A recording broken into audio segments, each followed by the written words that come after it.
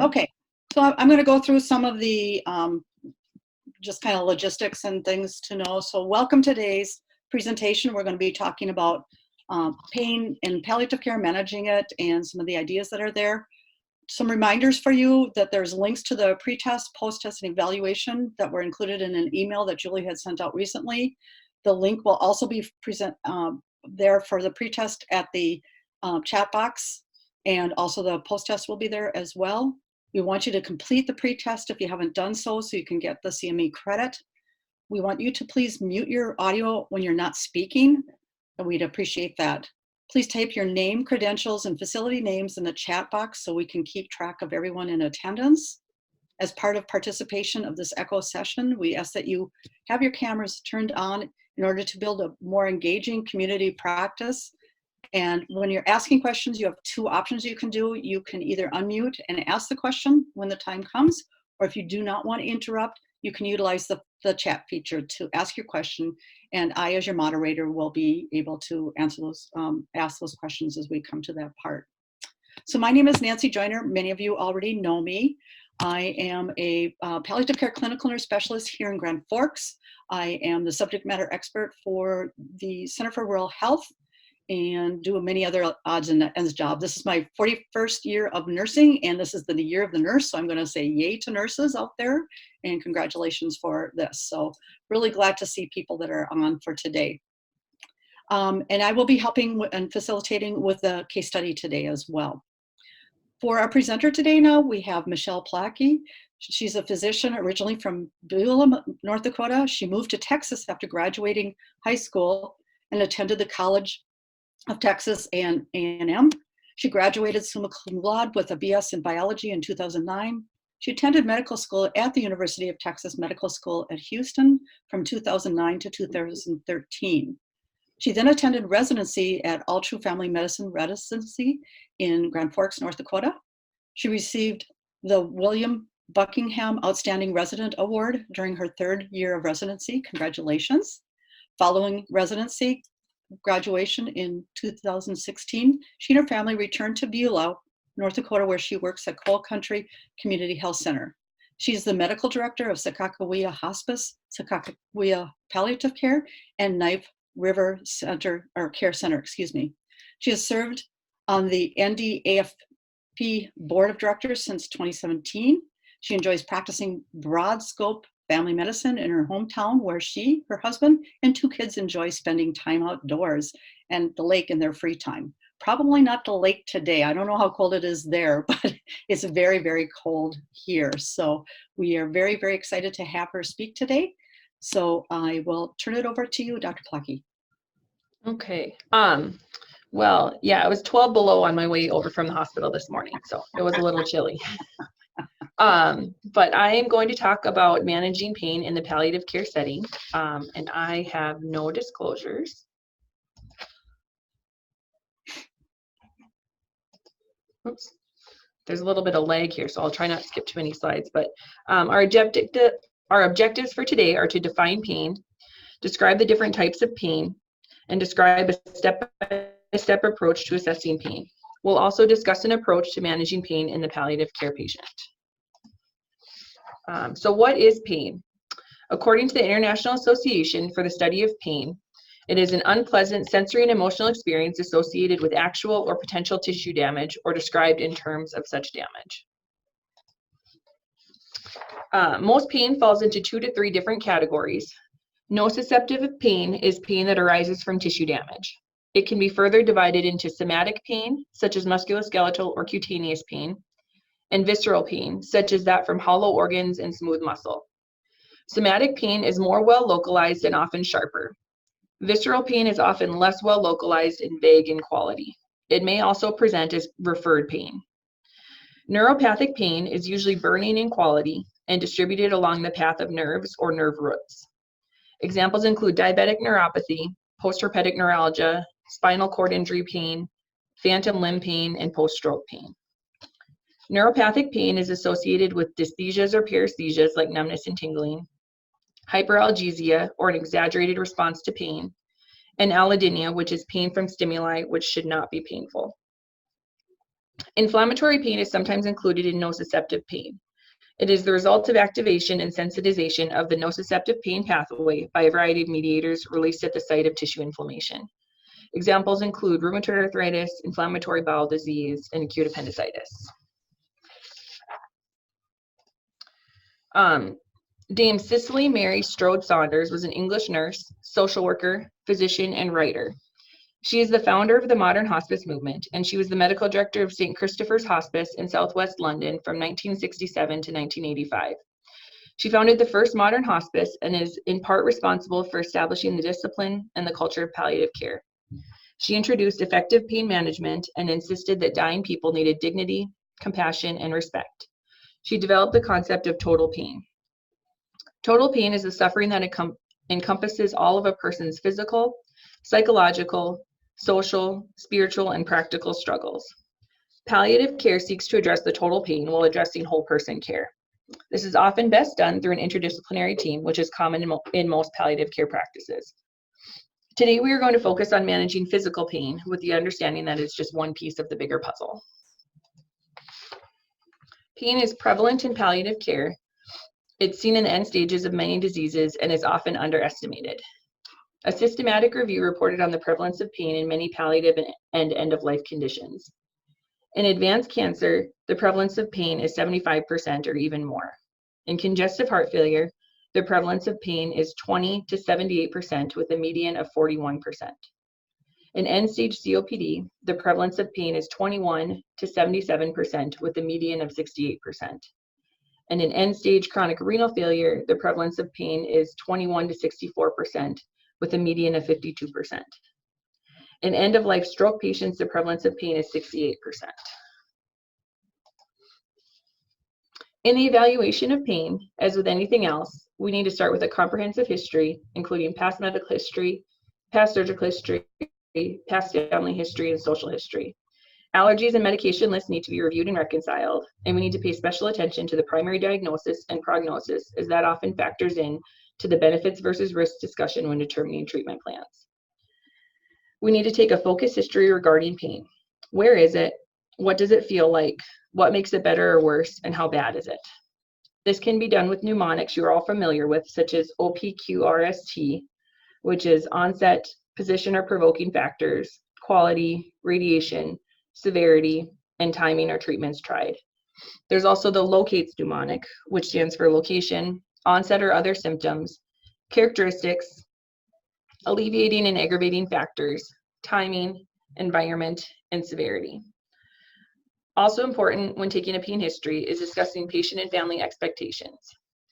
It's also important to find out previous experiences with pain medications and the patient's beliefs and cultural practices as it relates to pain. There are several validated tools for assessing pain, including the brief pain inventory and numerous others. A thorough physical exam should be done as well. This is an example of the brief pain inventory, which I'm sure many of you have seen before. It consists of 9 questions to help a patient characterize and describe their pain, as well as quantify what degree it interferes with their daily life and how their current regimen is working. This slide is really busy, but it's a list of several clinically tested and validated pain scales. As you can see, there's a lot of them. They all have advantages and disadvantages in different patient populations. Some are geared to patients with dementia, some are geared towards patients with cancer, some are geared towards palliative patients and end-of-life patients.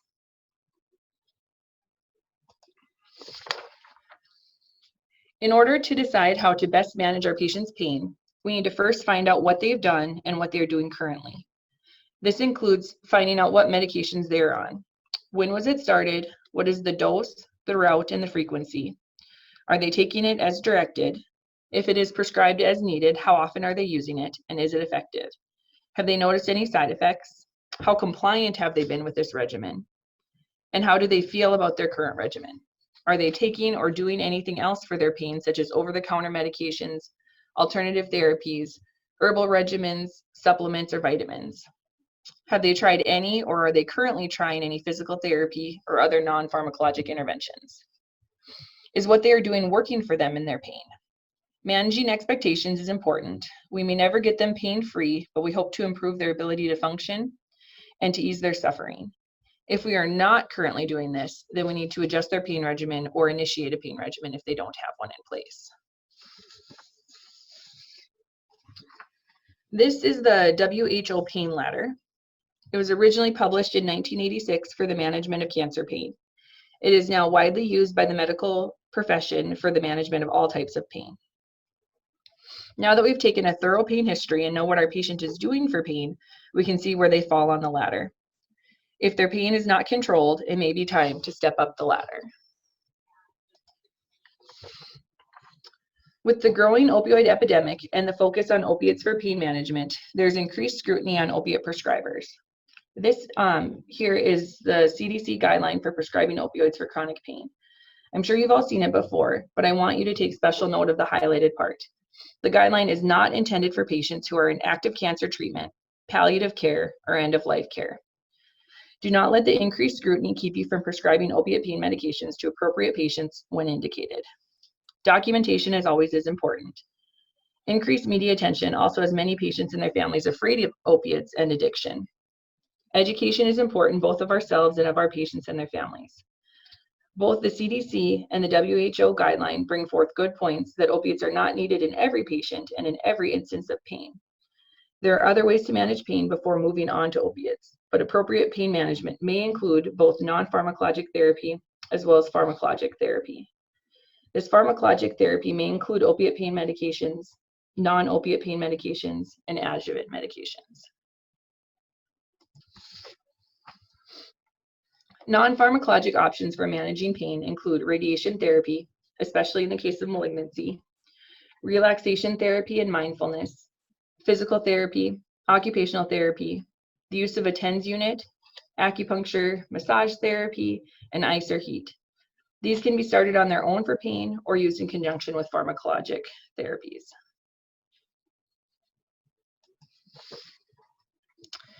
Adjuvant treatments for pain are generally medications that are not considered pain medications but can have effects on specific types of pain.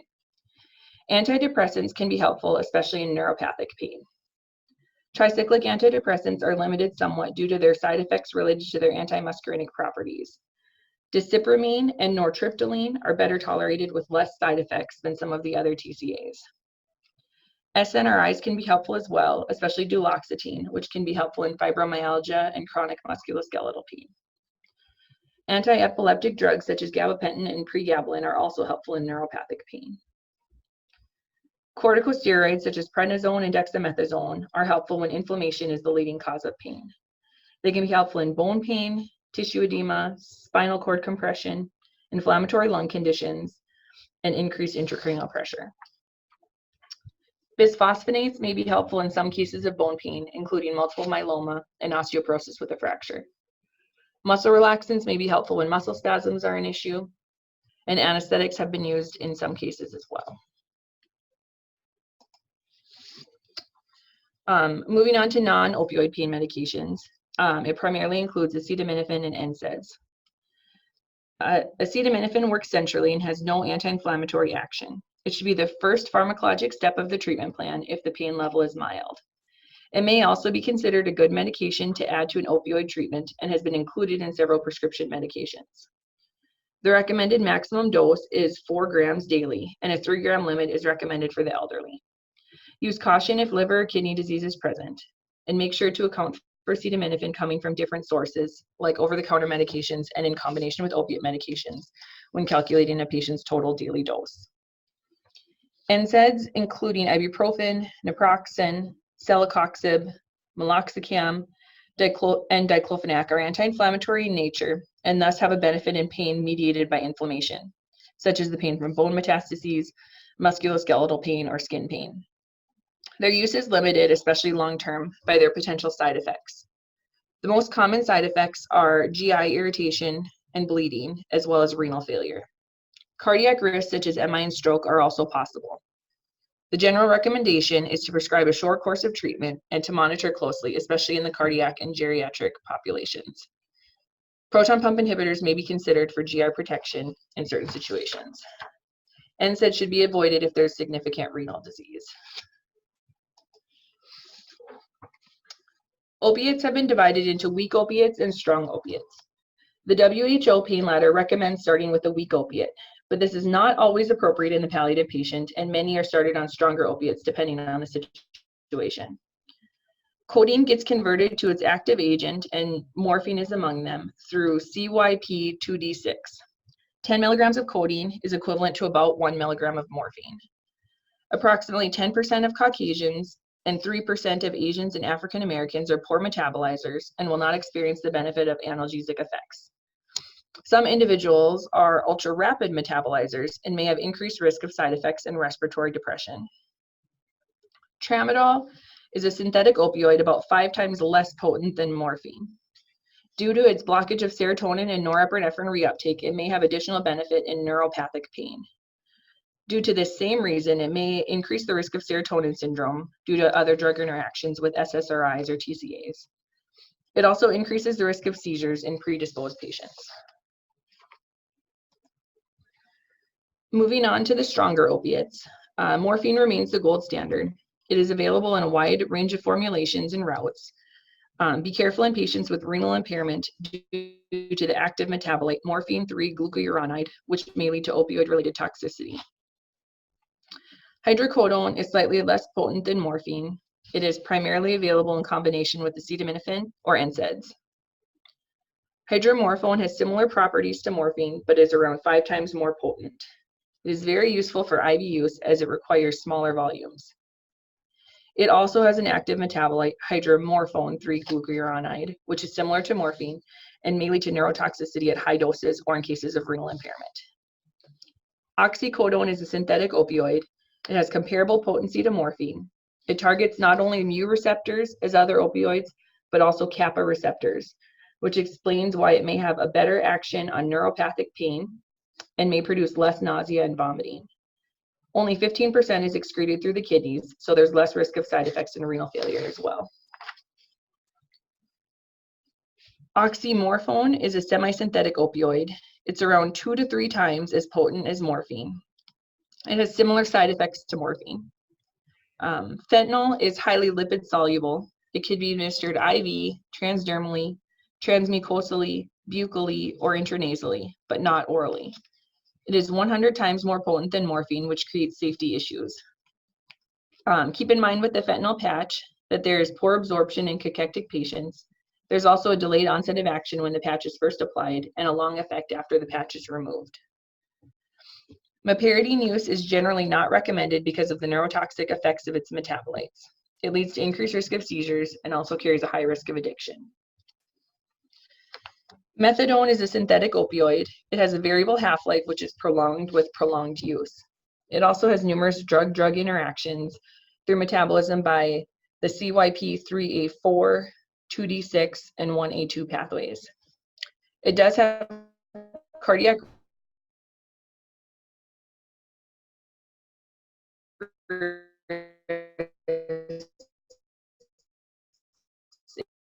including QT prolongation and torsades. It is often used, it is low cost, and it can be used when a person is allergic to other opioids. It is also beneficial in neuropathic pain due to its unique action as an antagonist of NMDA receptors and the blockage of the reuptake of serotonin and norepinephrine. It is also the only long-acting opiate available in a liquid formulation. Things that you should keep in mind when choosing an appropriate opiate for your patient: the incidence of adverse effects or complications from treatment or intervention, any allergies or intolerances, if your patient has liver or kidney disease, medication interactions, especially when considering methadone. And with opiate pain management, you will often need a long-acting medication and a short-acting medication for breakthrough pain. If you're needing 4 or more breakthrough doses in a day, you may need to consider increasing your long-acting pain medication to improve the patient's overall pain control. For whatever reason, you may find yourself needing to switch your patient from one opiate to another. This can be due to allergy, intolerable side effects, inadequate pain control, buildup of metabolites, hyperalgesia, or any number of other reasons. There are several opiate equivalency tables available. There are also online calculators available. Keep in mind the limitations of these tools, including that not all of these ratios are bidirectional. When converting between certain opioids, the direction of conversion, like morphine to hydromorphone versus hydromorphone to morphine, will produce a different conversion ratio. Early studies determining equal analgesia were based on single doses of medication, not chronic administration, and due to drug accumulation, half-life, tolerance, and active metabolites, chronic administration studies often vary greatly. The conversion ratio of certain opioids can be dependent on the dose of the original opioid. In the case of converting morphine to methadone, methadone has a relative potency of 4:1 at lower morphine doses, but becomes much more potent at a ratio of 12:1 in patients converting from very high morphine doses. Methadone is not included on many of these tables because of this. Many references recommend a cross-tolerance reduction between 25 to 50% when converting between unlike opioids. In patients with very high opioid requirements, the difference between 25% and 50% can be a very significant discrepancy. No equal analgesic table is able to take into account patient-specific factors such as liver function, renal function, and age. So, as always, keep your patient in mind when doing these conversions. The CDC recommends calculating the total daily dose of opioids in morphine milligram equivalents. The North Dakota PDMP also reports this value for each prescribed opiate. Again, remember that the CDC guideline is not intended for palliative care patients and should not deter you from prescribing appropriate medications to these patients or using appropriate doses. However, it is evidence-based and is helpful to think of the relative potency of opiates in their morphine milligram equivalents, especially when transitioning from one opiate to another. Common pitfalls in pain management of palliative patients. The most common pitfall is lack of communication. Communication is important at the initiation of a pain management regimen. You should discuss different options for pain control, both pharmacologic and non-pharmacologic. When you've settled on medications, make sure to discuss the risks, benefits, and side effects. Lack of communication can lead to other issues downstream, including unrealistic expectations. Patients and/or their families will sometimes think that they will be pain-free when on pain medication. This is often unrealistic and best addressed when first talking about initiating a pain management regimen. Side effects are also best discussed at the initiation of a pain medication regimen. Management of common side effects should also be discussed. Constipation is almost always present with opioid treatment and must be anticipated and addressed. Patients should be made aware of this, and a bowel regimen should be discussed. Often a combination of a stool softener and a stimulant laxative is enough. Encourage your patients to drink plenty of water if they are able, and consider methyl naltrexone for refractory opioid-induced constipation. Nausea or vomiting may be present in up to 30% of patients at the initiation of the treatment of opioids, and does usually respond well to treatment. There are several options, including prochlorperazine, metoclopramide, and ondansetron. Keep in mind, if using ondansetron, that it can worsen constipation.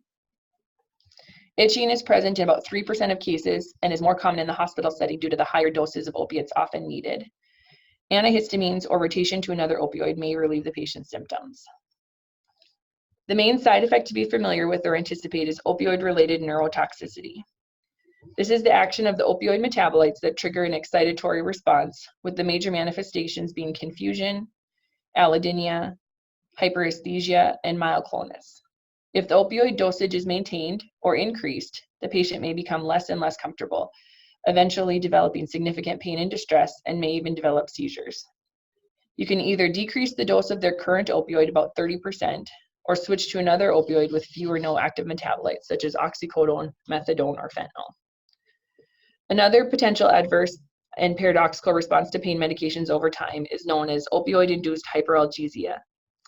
This is a phenomenon where patients on long-term opiates develop a hypersensitivity and pain to noxious and even non-noxious stimuli. It can occur in palliative patients where doses of opioids are escalated too rapidly. Its mechanism is unclear, but can also be alleviated with reducing or rotating treatment. So in summary, pain is very common in the palliative patient, and not all pain is the same or should be treated the same. Know your patient's history and what type of pain they are having, and tailor your pain regimen to their specific needs. There's no one right answer for pain management, and it depends on the patient. So keep taking great care of your patients. Any questions?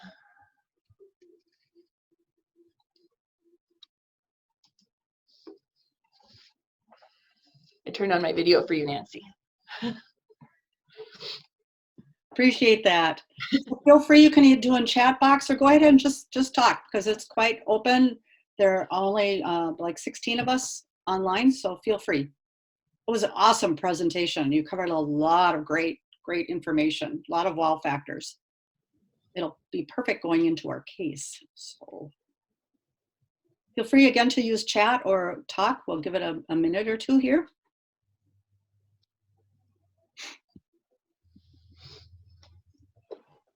Can you hear me? Yes, go ahead. This is Dr. Ann Hoff from Trinity Health in Minot, North Dakota. I just wanted to stress the importance of the uniqueness of patients that we see. I think that we utilize these tools and information to make the best choice for our patients, but we always got to think outside of the box. So during my fellowship, we saw a case of what we felt was methadone-induced neurotoxicity in a patient with advanced cancer. And we actually published that case report in the Journal of Palliative Medicine in 2017. So despite the fact that there's no known active metabolites and it's presumed to be relatively safe from adverse effects, we saw what appeared to be opioid-induced neurotoxicity with its use, and we did rotate the patient to a alternative opioid with good response. Dr. Ann, did you say that it was a methadone related one? Yes. Were you seeing other side effects and symptoms, any QRS or anything else with that then that were going on? We saw a lot of the symptoms, the allodynia, hyperalgesia. The patient was getting more and more uncomfortable, restless, having increasing myoclonus as the dose of methadone increased. And this was a patient who was in the continuous living center in a VA institution. And so we could watch him very closely day by day and with the changes in our treatment.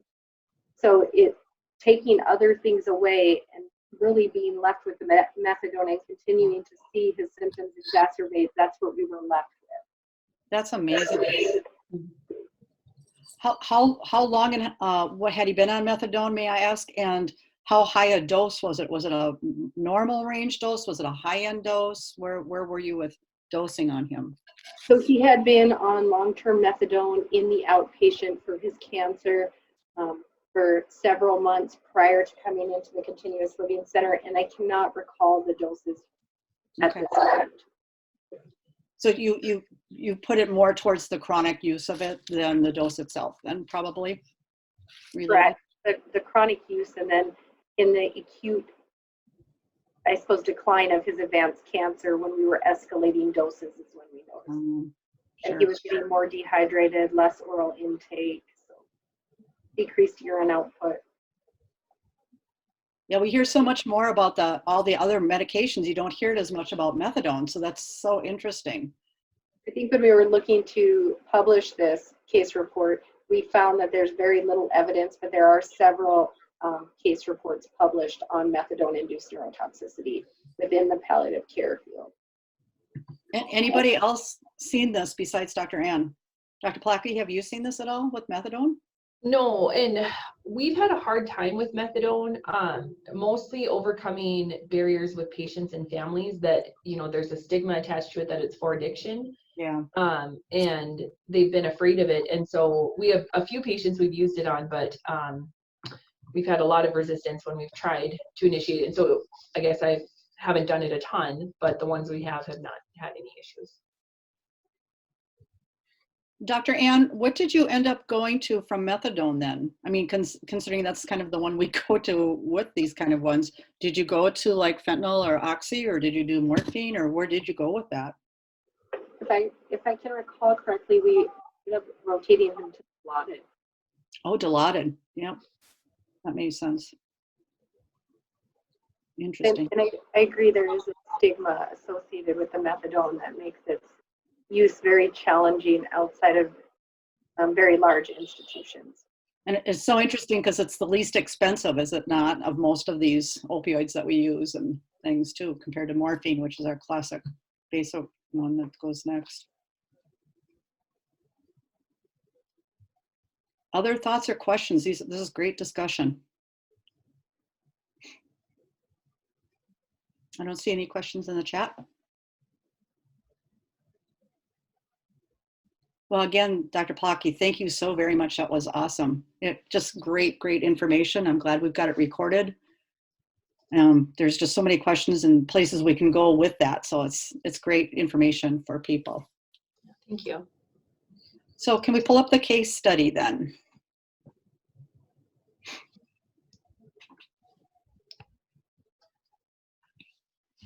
Give me 1 minute. No problem, Julie. Take your time. This case is a very broad case one, and this is going to be out for everyone to have kind of discussion. We'll be filling in a few little blanks along the way after listening to Dr.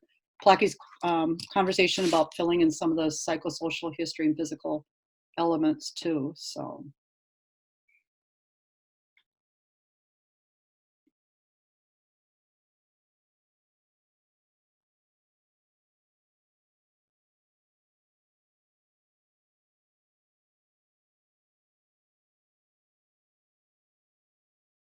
Okay, so we have a lady, we're gonna call her Esther. She's 82 years old. She's been married for 62 years. So she got married when she was 20. She worked until she retired as an engineer. So that was, many years ago, but we know kind of her academia type background. She has one daughter that lives out of state, no grandchildren. She does have a sister. Her sister's name is Elsie, that lives about an hour away.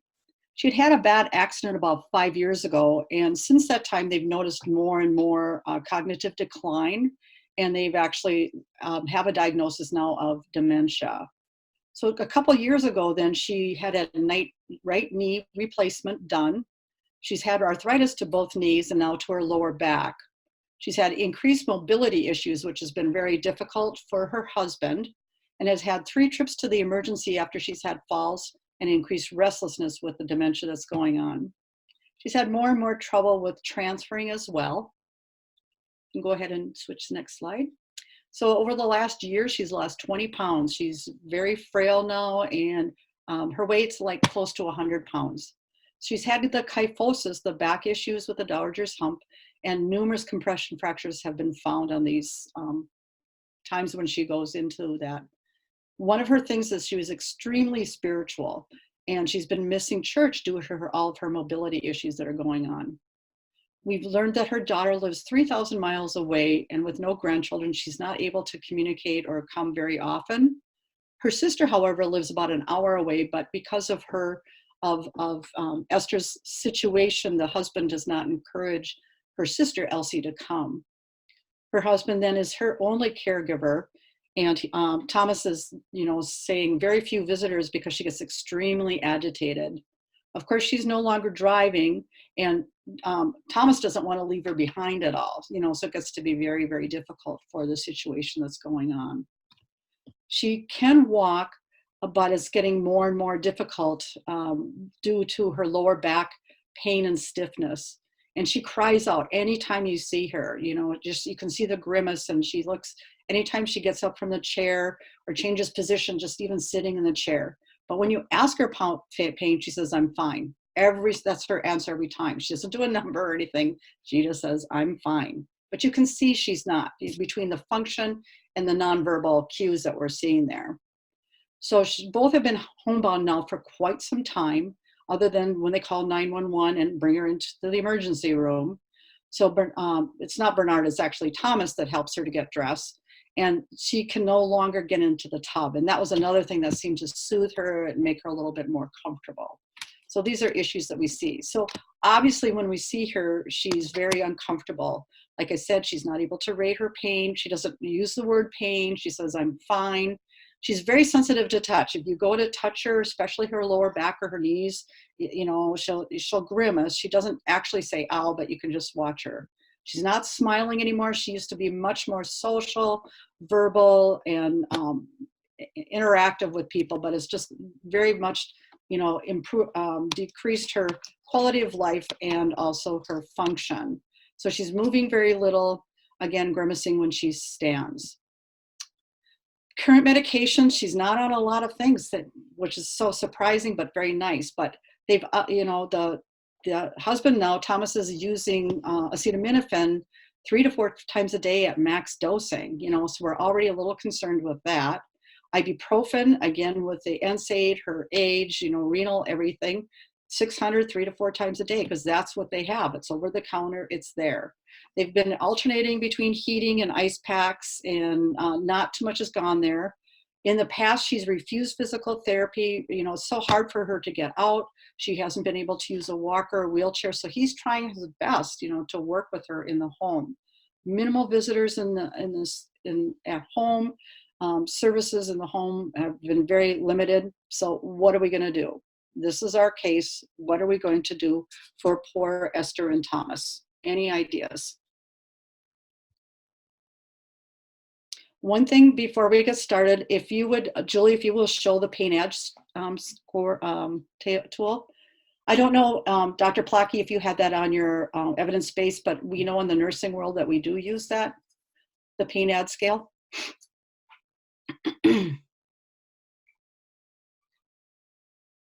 I can't hear you. You've got to unmute yourself.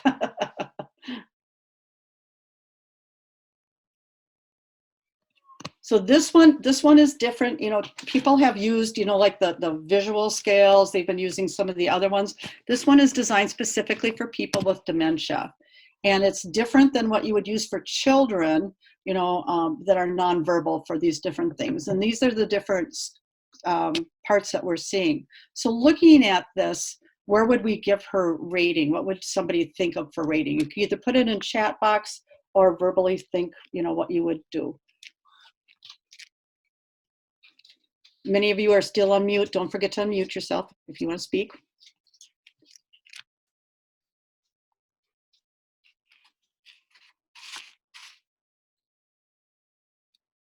Okay, we didn't talk a lot about her breathing, but it's definitely in the number one thing where you can see her working harder to breathing, especially with any movement that are there. Yep. And that's exactly what we got, was a scale of like 8 to 9, basically, on all that. Can't console her, she's rigid, she's got the grimacing going on, everything but the breathing basically are there, that we see that she's not comfortable at all. So just knowing that, we know that she's not in mild pain, correct? So do you feel, for those that are out there, do you feel that her regimen with the as needed kind of 3 to 4 times a day of Tylenol and ibuprofen are going to cut it for her? What are we going to do for this poor little lady?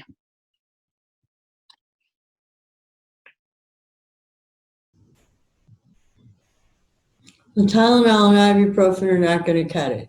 She needs a stronger pain medication. Definitely. A hydrocodone or oxycodone, probably to start with, and maybe some tramadol for just mild pain. Dr. Plackey, Dr. Anhoff, would you order either one of those things for this lady, knowing what you know? Anybody else? Any other prescribers?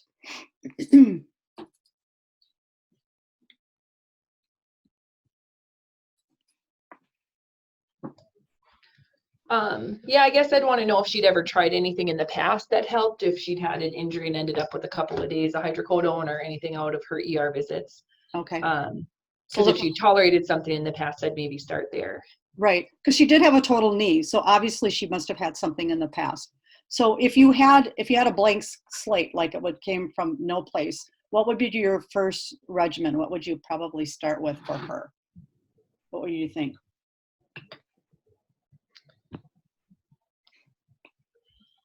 I don't know. I don't like tramadol very much. I think it tends, that would probably be the weakest thing. So if I was really hesitant about doing anything stronger, I'd probably start there. I almost never use codeine. And then if I didn't want to do tramadol or wanted something a little stronger, I often go to hydrocodone or oxycodone. So which one do you go first with? Do you usually start with the hydrocodone? And you didn't? I usually do, unless they've said, again, I had a total knee and whatever I had made me so sick to my stomach, I don't want to take it again, or something like that will maybe push me in one direction or the other. And did you talk about hydrocodone in your presentation? I don't remember. Yeah. Oh, And hydrocodone's a little weaker than oxycodone. So I would probably start there unless they, again, had some sort of history of having an intolerance to it or something. Okay.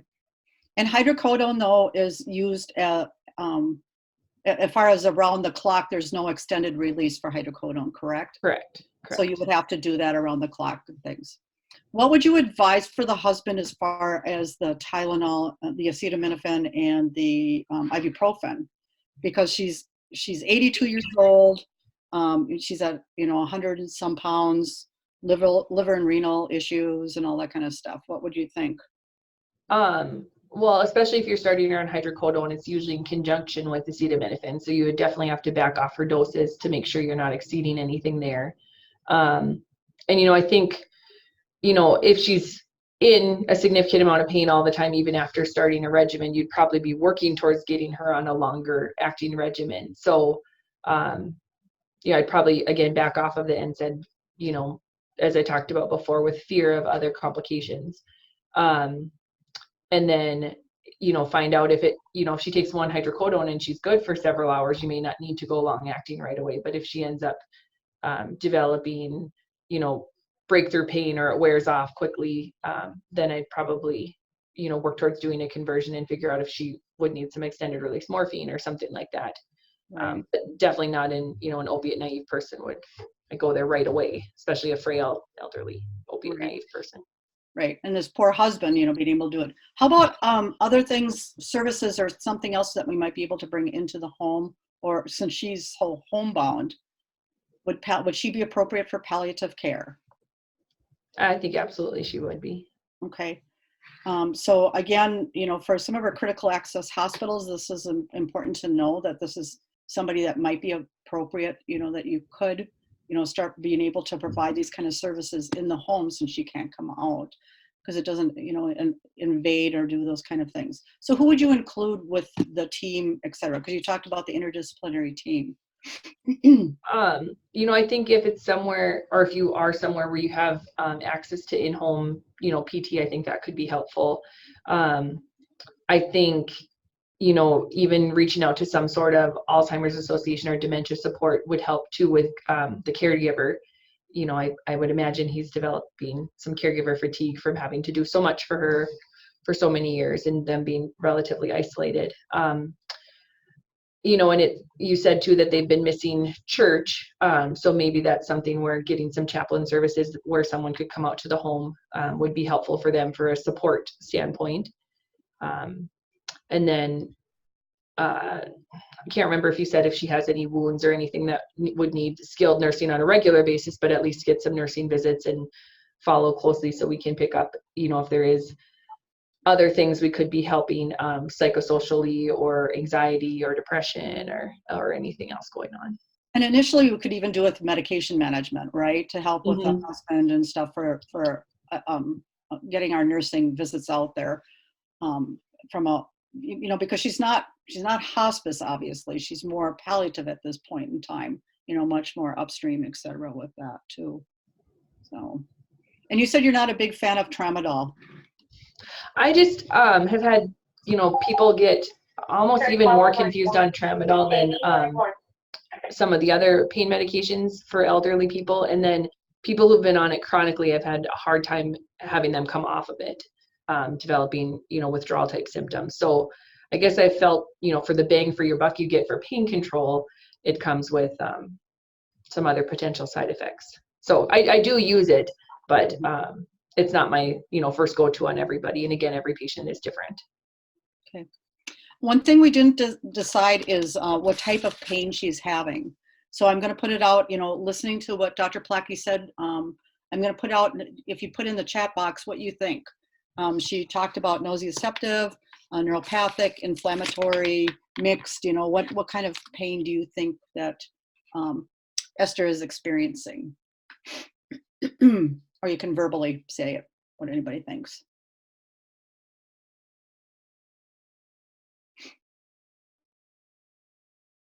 Any thoughts on that?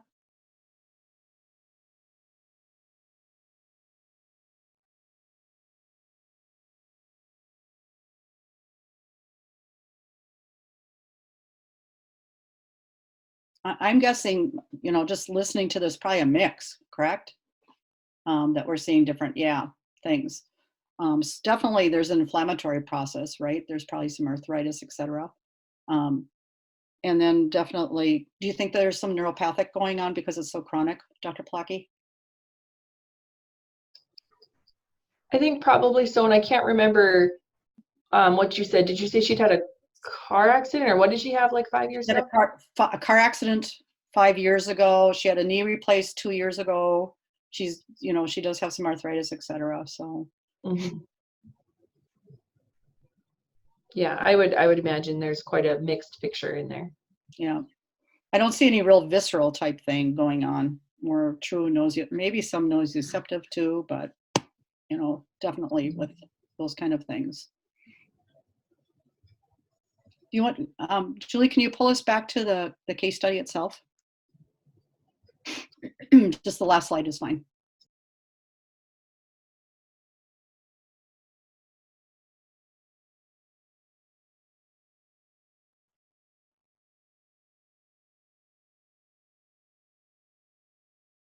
It takes a second.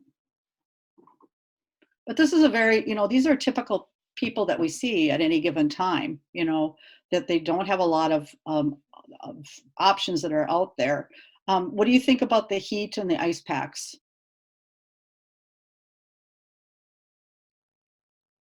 Any thoughts? Continue if they help. Okay. Dr. Ann, I'm going to reach out to you.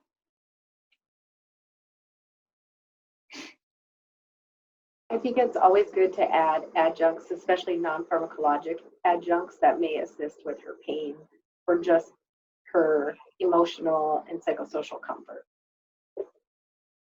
Is there anything with her past history of being an engineer that can help with diversion that you might think of?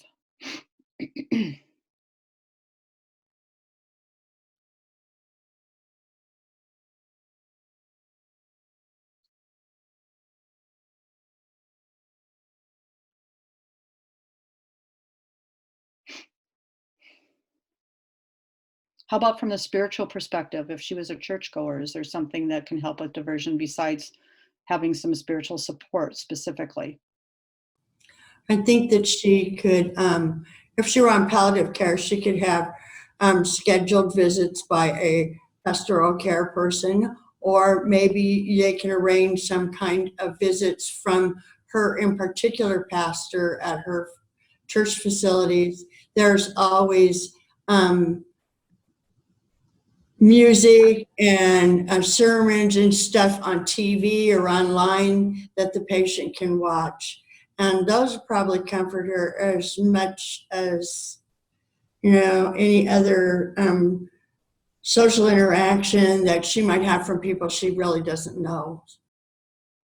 And the fact that she's so homebound, is there a way to transport her besides ambulance? If the husband can't do it, are there services out at, your critical sites, critical access sites that would help with mobility, transportation at all? Does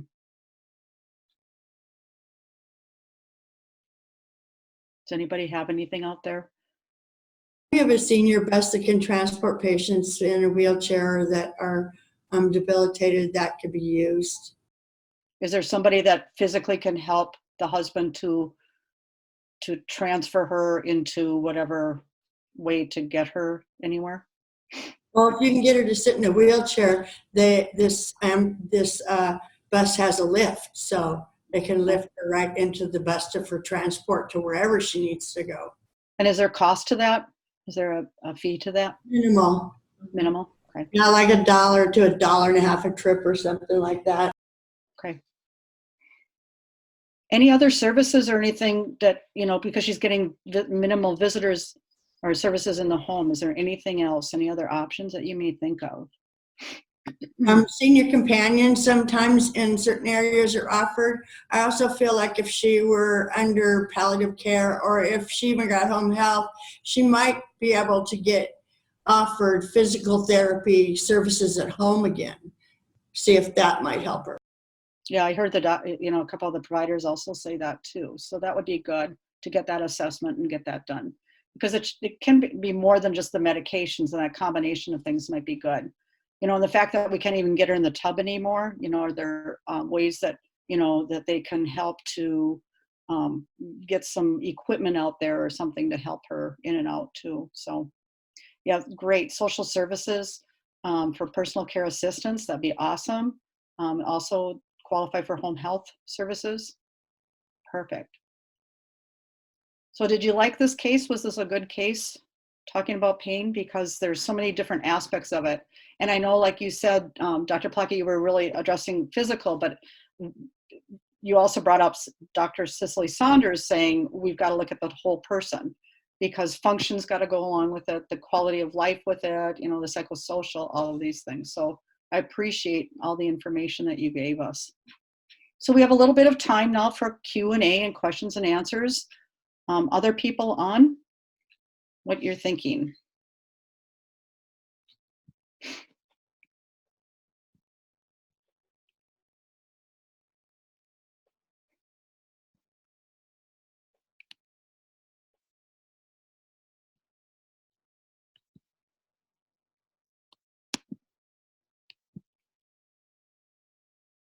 Everybody's so quiet today.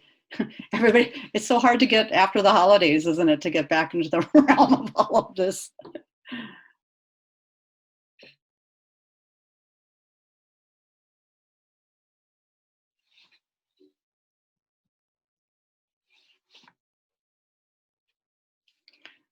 Again, Dr. Pluckett, you've been, Dr. Hoff says, good case. Thank you for your presentation, Dr. Pluckett. So, wasn't so bad, was it? Piece of cake. North Dakota is so good because we appreciate anything and everything we can to share. So this is great. Just still not a fan of public speaking over here. So. That's okay, but you have that wealth of knowledge, and the only way to get it out is somehow. And this is one of the ways we can do that.